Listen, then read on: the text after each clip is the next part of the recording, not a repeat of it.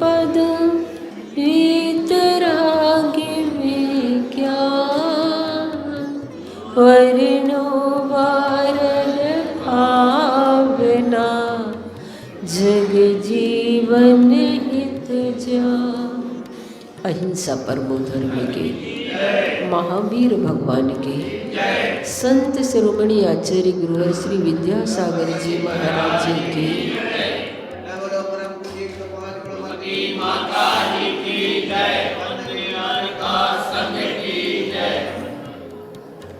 आज हम अनित्य भावना के बाद असरण भावना को समझेंगे कि वास्तव में संसार में शरण अगर होते हैं तो चार ही होते हैं, अरहंत शरण, सिद्ध शरण और केवली प्रणीत धर्म शरण।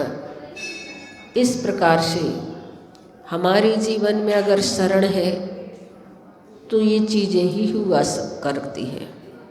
असरण में यहाँ पर कहा जा रहा है, काल सिंह ने मृग चेतन को घेरा भवन में, नहीं बचावन हारा को यूं समझो मन में।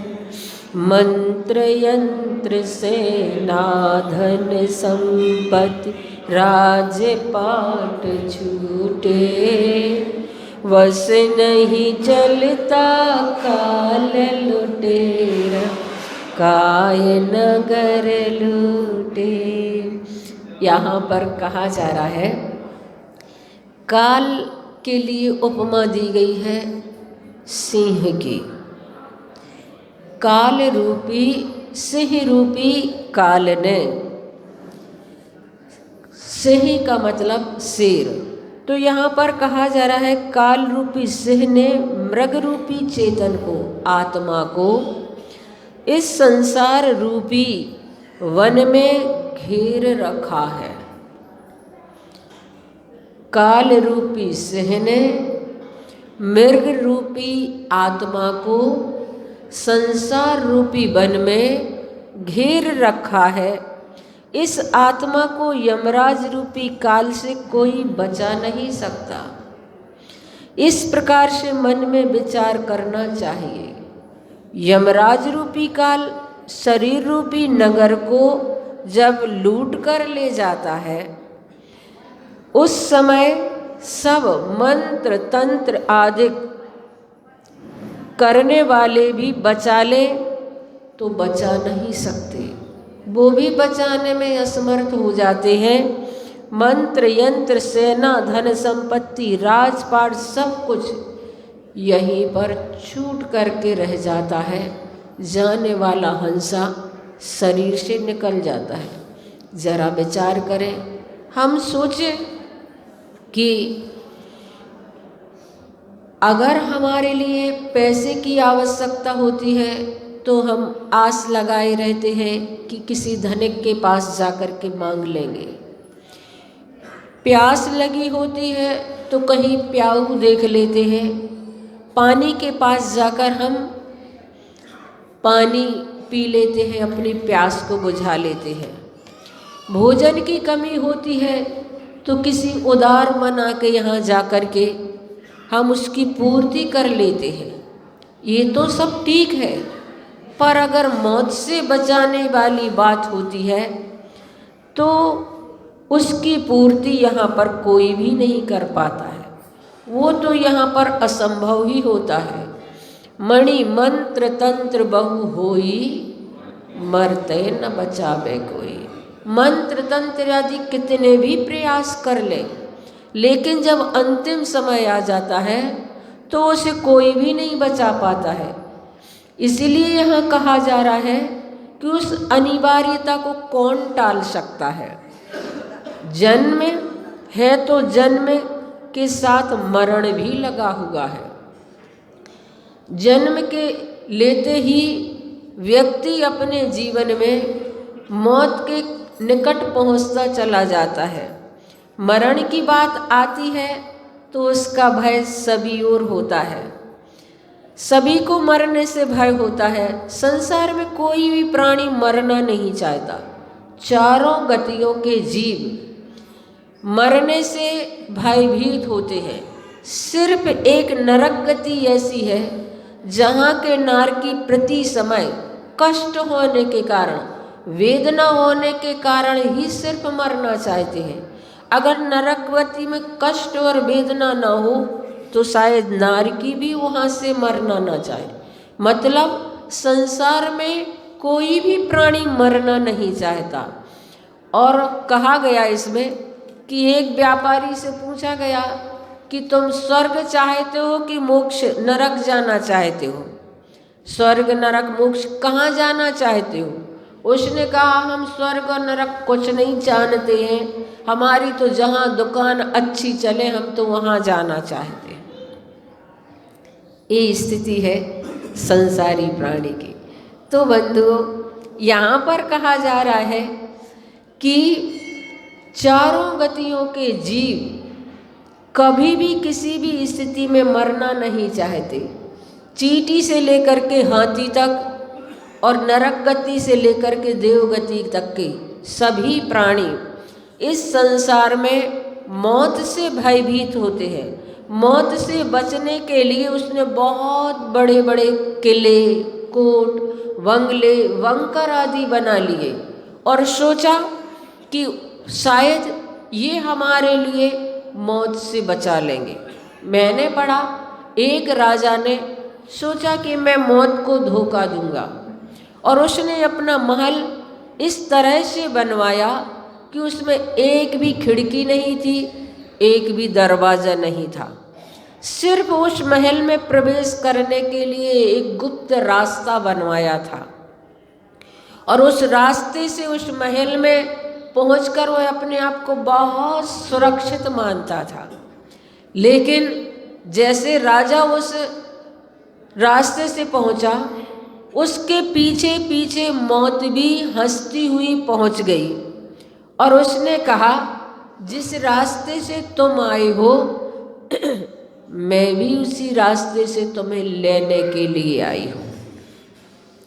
तो बंधुओं, मौत से कहीं भी किसी भी स्थान पर व्यक्ति सुरक्षित होकर के बैठ जाए, लेकिन उससे कोई उसे बचा नहीं सकता है। सुरक्षित रास्ते भी उसके लिए मौत से बचा नहीं सकते। सुरक्षा कर्मी भी अगर तुम्हारी सुरक्षा के लिए तैनात है तो यहाँ तो सुरक्षा कर्मी पर भी हमला कर दिया जाता है, और अगर कभी सुरक्षा कर्मी ने ही हमला कर दिया तो फिर कौन बचाए। ऐसी संसार की स्थिति है। इसलिए यहाँ पर कहा जा रहा है काल सिंह ने मृग चेतन को घेरा भवन में, नहीं बचा बनहारा कोई, यूं समझो मन में। काल के सिंह ने चेतना के मृग को संसार के वन में घेर रखा है। ऐसी स्थिति में उसे यहाँ कौन बचाने वाला है? मरते हुए जीव को कोई बचाने वाला नहीं है, ये सच है। किंतु चेतना के मृग को प्रतीति हो तब ना, हमें ऐसा लगे तब ना कि हमें कोई मौत से बचा नहीं सकता। हमें ऐसा अनुभव तो हो, हमें इस प्रकार की अनुभूति तो हो कि वास्तव में संसार में कोई बचाने वाला नहीं है। हम तो सोच रहे हैं कि हम एकदम सुरक्षित हैं। अभी तो नंबर किन्हीं बूढ़ों का आएगा, हमारा नंबर अभी कहाँ है।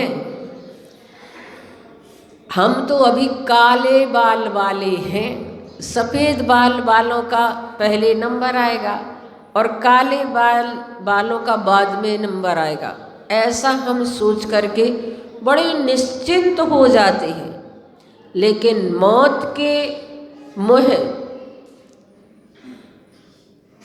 हमेशा खुले रहते हैं। मौत मुँह बाए खड़ी रहती है। यह प्रतीति होगी तो चिंतन की धारा हमारी बदल सकती है। हाँ, और संसारी प्राणी की स्थिति तो शुतुरमुर्ग जैसी होती है। शुतुरमुर्ग एक पक्षी होता है, वह जब कोई शिकारी उसे पकड़ने के लिए आता है तो भागता है, बहुत भागता है, और जब उसे लगता है कि हम बच नहीं पाएंगे तो वह रेत में अपना मुंह छुपा लेता है, और मुंह छुपा लेने के कारण उसे लगता है कि अब तो हम सुरक्षित हैं। उसे लगता है कि हमें कोई दिख नहीं रहा तो हम भी किसी को नहीं दिख रहे होंगे। ऐसे में वह अपने आप को बड़ा निश्चिंत मान करके उसको सुरक्षा मानता है। और इसी प्रकार से बिल्ली होती है।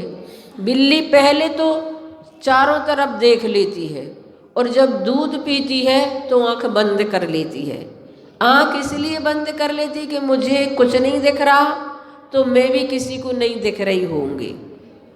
इस प्रकार से जैसे ही वह आंख बंद कर देती है तो चौकन्ना रहने वाला मालिक उस पर डंडा का प्रहार कर देता है।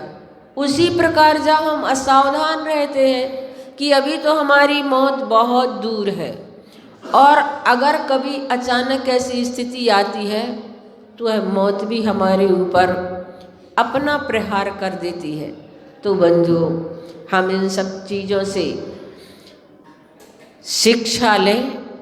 इसमें उदाहरण दिया गया है हमारे आचार्य पूज्यपाद स्वामी, जिनके जीवन की घटना इसमें दी गई कि प्रसिद्ध दिगंबर जैन आचार्य पूज्यपाद स्वामी के बारे में कहा जाता है कि एक बार बगीचे में घूम रहे थे, और उस समय उन्होंने देखा कि एक सर्प मेढक को मुंह में दबाए हुए है। मौत का यह जीवित दृश्य देखकर उन्हें वैराग्य उत्पन्न हुआ था। पूज्यपाद आचार्य स्वामी को उस दृश्य को देखकर वैराग्य उत्पन्न हो गया। पूज्यपाद स्वामी के वैराग्य के कारण में यह बात लिखी गई है।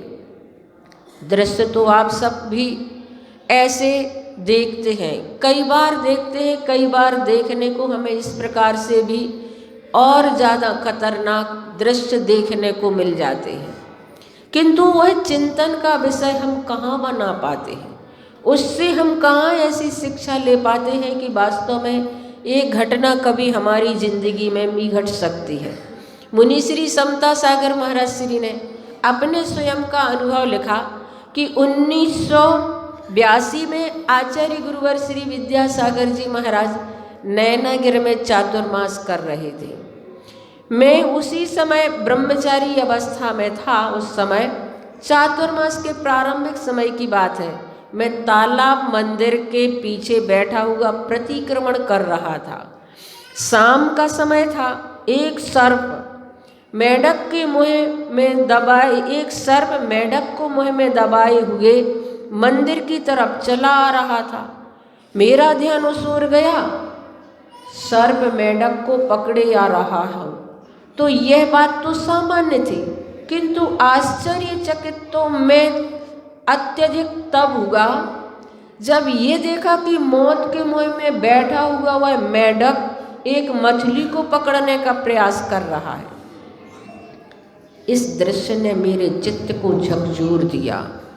लगा कि संसार की विचित्रता तो देखो, मौत के मुंह में बैठा मेढक भी मछली को निगलना चाह रहा है।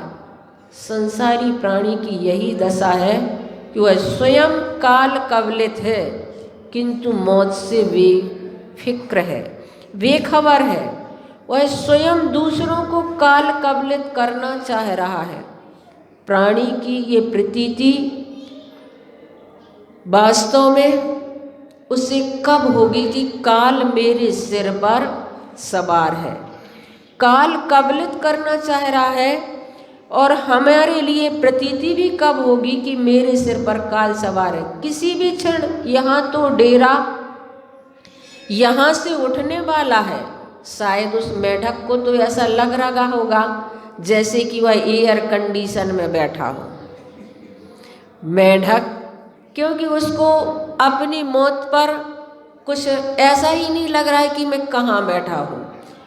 और लगता है संसार में ये सब बड़े बड़े मेढक भी अपनी अपनी टर्र टर्र की आवाज़ में भी यही विश्वास लिए बैठे हैं कि हम तो एकदम सुरक्षित हैं। पर बंधुओं, हम समझे कि मौत किस समय किसके जीवन में घटित हो जाए, 1 मिनट में कुछ भी हो जाता है। कई बार लोग उदाहरण कर देते, माता जी 1 मिनट में सब कुछ हो गया, 1 मिनट ही में सब कुछ हो गया। ऐसा लग ही नहीं रहा था कि ऐसी स्थिति घटित होगी।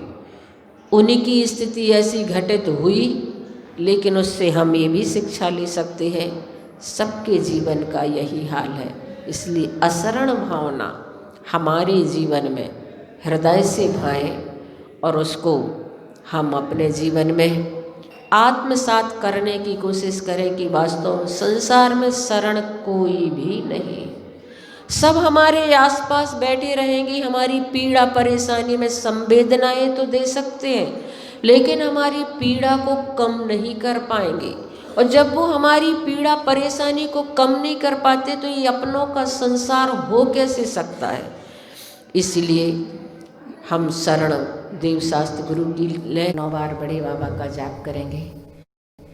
ओम ह्रीं श्रीं क्लीं मैं बड़े बाबा रे हम नमः।